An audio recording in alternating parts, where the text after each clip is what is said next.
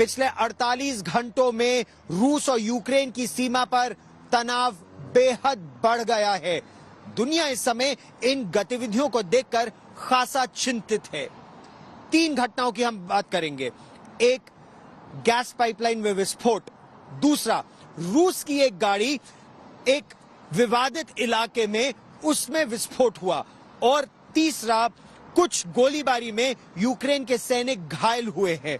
अब इन तीनों घटनाओं को जोड़ा जाए तो आकलन यूक्रेन में यह है कि रूस की तरफ से सीमा पर हिंसा बढ़ी है और यह तैयारी है जंग की।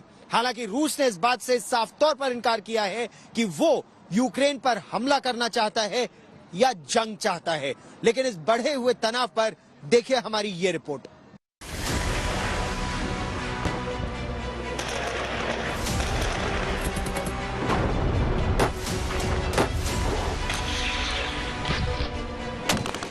रूस ने आखिर वो कर ही दिया जिसका खुलासा अमेरिका और ब्रिटेन ने किया था। रूस के इरादे साफ, वो युद्ध करके ही मानेगा और इसका ट्रेलर यूक्रेन में दिखने लगा है।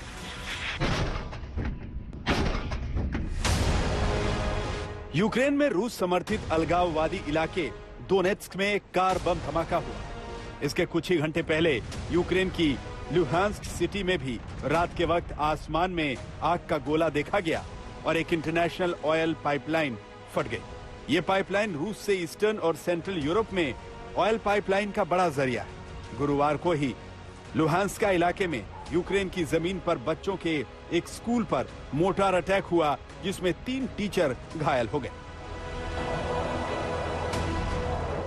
यूक्रेन बॉर्डर के बेहद नजदीक वो भी ऐसे इलाके जो हैं तो यूक्रेन के, लेकिन वो खुद को स्वतंत्र घोषित कर चुके हैं और वहां रूस समर्थित अलगाववादियों का कब्जा है और जहां से रूसी सेना की तैनाती महज चंद मिनटों की दूरी पर। वहां ऐसे हमले क्या ये युद्ध का ट्रेलर है?